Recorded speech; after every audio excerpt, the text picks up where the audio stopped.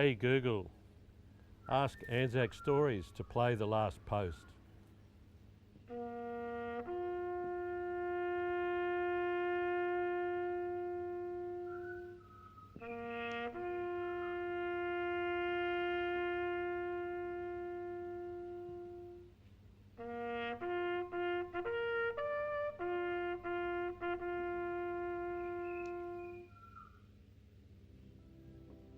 Clearly, with the impact of COVID-19 and the announcement that all our buildings had to close and spaces like the memorial galleries were no longer accessible, we realised we needed to think about a way to engage with the community and provide alternatives to commemorating Anzac Day. One of the Anzac Square staff came up with the idea of offering through social media the opportunity for people to ask for the poppy to be laid in the memorial gallery on their behalf.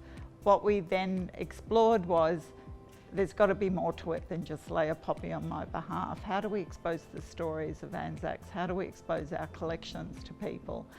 So then we started looking at different collection opportunities we had that would work well in a voice-activated environment. And I sort of put me in connection with the team from Alkira. And from our first meeting, I was really confident that the team would be able to deliver what we needed. We had a meeting with the State Library of Queensland. We sat down. What did they want to achieve? What were their goals? If this was the perfect voice experience for them, what would it look like? And just to make sure that that's what we're aiming for. Normally you sort of look at the demographic of who's going to be using a particular voice app, and you can sort of narrow it down. In this case, it was a really broad spectrum of people. So how do we make this really engaging?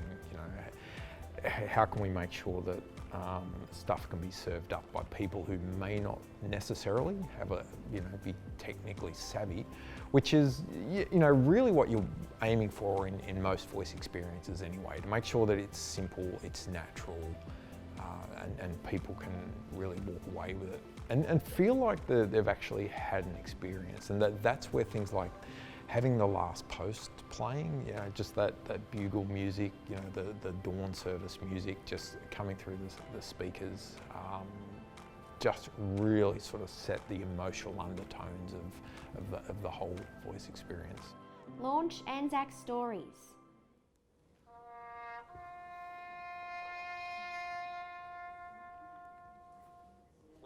Here is the first of 4 World War I stories. An extract from the diaries of Jane McLennan, an Australian nurse who served in a military hospital in Greece. The way that the platforms work is you can say whatever you want, whenever you want. That's the whole point of voice, is freedom of choice and freedom of speech, really. But how do we as developers actually account for that, and how do we respond to all of these different possibilities? There's a few techniques that we can use where conversation design comes into place, where we actually spend a lot of time on just what we're saying to the user. On the other challenges, things like where we had to do things like placing poppies on particular plaques and that sort of stuff. So that's capturing people's like email addresses and things. How do you do that via voice?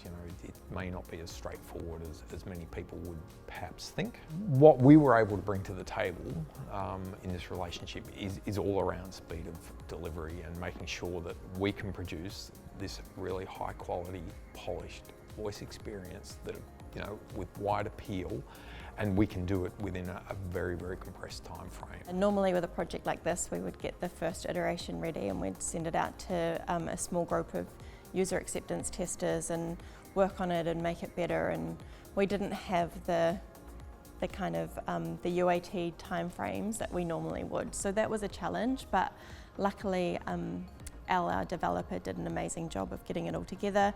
And also in this instance, again, we had the expertise of Alexa. I really enjoyed the feedback that they gave because it was pushing me as a developer, maybe stuck in my ways of, these are the sorts of ways I like to prompt for a question, just making me come up with new ways, and taking on their feedback was really handy. We work closely with the Alkira team and provided guidance around skill design, technical advice for the conversational flow, and then marketing support to ensure customers could find the skill and were aware of all its functionalities. So we used all our own Amazon platforms, including the Alexa app, the Alexa Skills Store, and we also pushed out promotion to our customer base. April 25, normally a day of marches, community gatherings and an outpouring of gratitude to our past and present servicemen and women. You can't head to any memorials tomorrow. You're being advised to not head to any services. They're all closed off. But what you can do is ask the State Library to lay poppies at the Anzac Memorial on your behalf. All you have to do is actually ask for it. I mean that quite literally, to Google or to Alexa. Ask Anzac Stories to place a poppy. The response to Anzac Stories has been amazing, by the community, by the public.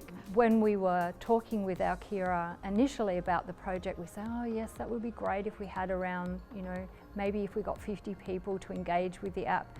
Well, we've set a new benchmark there. It was over 6,700 people engage with the voice activation. People from all around Australia, the UK and New Zealand as well. People were listening for over, close to 3 minutes, which is a long time to engage with a voice activation product like this. My husband and I are both photographers, and we always go to the Anzac Parade, and we like to photograph the veterans as they're lining up, and sometimes you get some really good stories from them. We can't forget the sacrifices all those young people made all those years ago and still make today. When I Googled it and found out that you could put a poppy on one of the memorials, I was really excited about that. And I found it very emotional that they weren't forgotten, that someone had put a poppy on the memorial. It was just very touching. When we were selecting stories, both from World War I and World War II and post-45, we tried to choose stories that actively engaged with conflict and with exposure to the dangers and the realities of war, just so that people were able to understand that it wasn't just something that happened far away, it was actually something that actively impacted the lives of Queenslanders at home as well as overseas. I usually watch the parade in Brisbane, all on television, followed by a bit from the Australian War Memorial. I think probably because it was so very difficult with all the restrictions and stuff going on at the moment, there was no way of publicly really expressing your solidarity, so to speak, with Anzac Day. It felt very much a Queensland thing, which was great. And it was just rather nice to do some reading, and also the best thing was probably being able to get a poppy laid at the Wall of Remembrance. There were hundreds of actual poppy placement applications, and it took us 2 or 3 days to actually come into the galleries, social distance in separate galleries and place all of the poppies ourselves, and then take photos and send them off to everybody. So the response from that on an individual basis was really, really lovely. And people were selecting individual plaques for specific reasons. And so it was really nice to know that we had these hundreds and hundreds of people who wanted to do this and had found the way to do it, and we had provided that opportunity for them.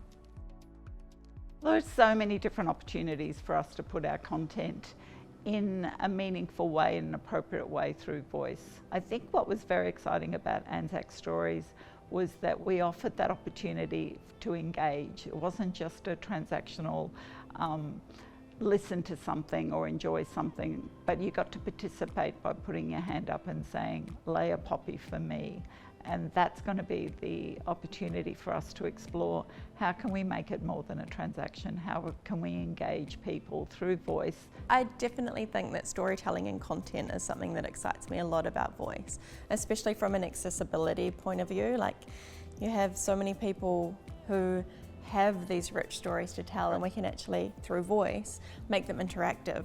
So you can almost bring this story from World War I of a prisoner of war, bring it to life and turn it into an interview. So you could sit there and interview a prisoner of war from World War I and ask them questions and hear about their experience. Yeah, I think there's so much potential, especially with storytelling. So adding that element of interactivity choosing your own adventure, manipulating this audio and going on a journey. On our website, you know, when you first visit our website, it actually comes up and it says, the future is voice. You know, we really believe that. We can sort of see that this is the way that human beings, we naturally interact with each other, just using voice. That is the way we're going to be interacting with technology, and to be sort of on the leading edge of that and helping shape that is really, really exciting. So to be able to work with companies like the State Library of Queensland and Amazon to make sure that we're bringing, you know, world-class, you know, innovative voice experiences and helping driving the shape of this revolution that's underway is very exciting for us.